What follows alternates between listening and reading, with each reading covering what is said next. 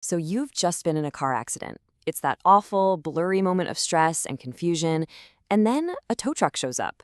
Are they here to help, or is this the start of a whole new headache? Who's in charge? What are the rules? Well, we're about to break down the entire accident towing system in Victoria to give you the clarity and the control you really need when it matters most. Picture this, you're in a crash. The flashing lights of an approaching tow truck can feel like a total lifeline. But that initial relief, it can turn into uncertainty real fast. What's about to happen here? In that moment, your mind is just racing, right? But a couple of really important questions probably pop up first. So, in all that chaos, who's really in charge? Is it you? Is it the tow truck driver? And maybe the biggest question of all, that price they're about to quote you, is it a fair, regulated fee, or did they just pull that number out of thin air? Let's find out.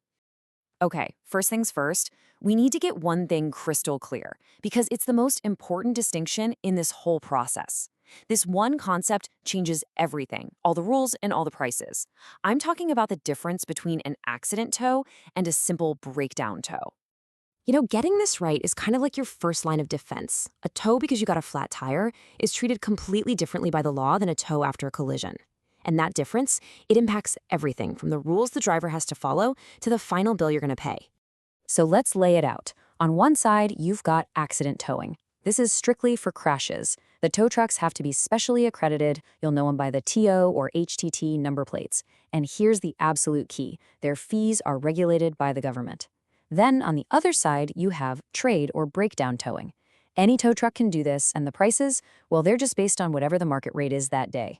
Two totally different worlds. All right, so we've established that the fees for an accident tow are regulated. But regulated by who, exactly?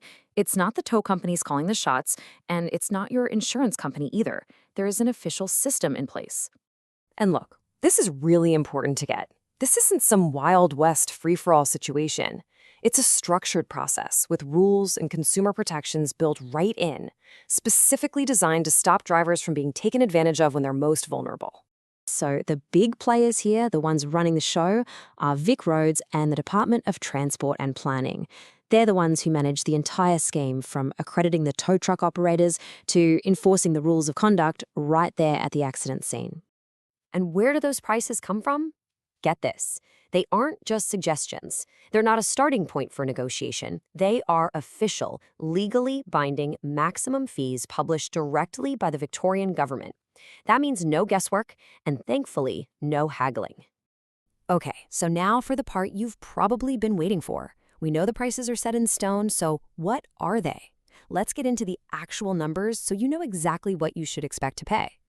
Now, these numbers are straight from the government, and the most important word to remember here is maximum.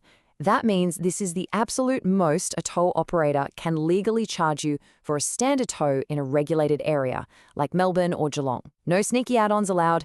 So you start with the base rate. That's $272.80. That one fee covers the first 8 kilometers of travel and all the other standard stuff that goes into the tow. Now, what if your destination is a bit further away? Well, after those first 8 kilometers are up, a per kilometer rate of $4.30 kicks in. Simple as that. And hey, accidents don't just happen 9 to 5, Monday to Friday, right? So if you need a tow on a weeknight, over the weekend, or on a public holiday, there's a regulated surcharge for that too. It's a flat fee of $93.10. And finally, what if your car has to hang out at a tow depot for a bit? Those daily storage fees are capped as well. For a regular car, you're looking at about $31 a day for undercover storage, or just under $21 for a spot in a locked yard. And for a motorcycle, it's even less. Okay, let's get to what is, honestly, the most crucial part of this whole explainer. Knowing the prices is great, but knowing your actual rights at the scene of the accident, that's what really gives you the power.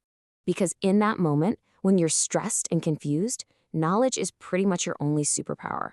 So this is the part you really want to lock into your memory. This is what gives you control. All right, let's run through your checklist of rights. First up, they cannot move your car an inch until you have been given and have signed an official authority to tow form. Your signature is your power. Don't give it away until you've read what you're signing. Number 2, you, not the towee, get to choose where your car goes, anywhere up to 125 kilometers away. Third, they have to give you payment options, cash, credit, or debit. Fourth, and this is a big one, the tow driver is legally forbidden from trying to pitch you on repair work at the scene. They're there to tow, not to sell. And finally, number 5, you must be given the official government leaflet that spells out all of these rights. If they don't hand it to you, you ask for it. So there you have it. That's the system as it stands right now. It's pretty stable, the fees are set, and the rules are clear. But the cars we all drive are changing pretty fast, and that brings up a huge question for the future. Which, of course, leaves us with a huge question mark for the future, right? Electric vehicles are much heavier, they're way more complex, and they can be riskier to tow if not done right. For now, they're a tiny fraction of the cars on our roads, so there are no special rules. But as they become more and more common, is the current system going to be able to keep up? That's a problem the industry is going to have to solve, and it's a conversation that's really just getting started.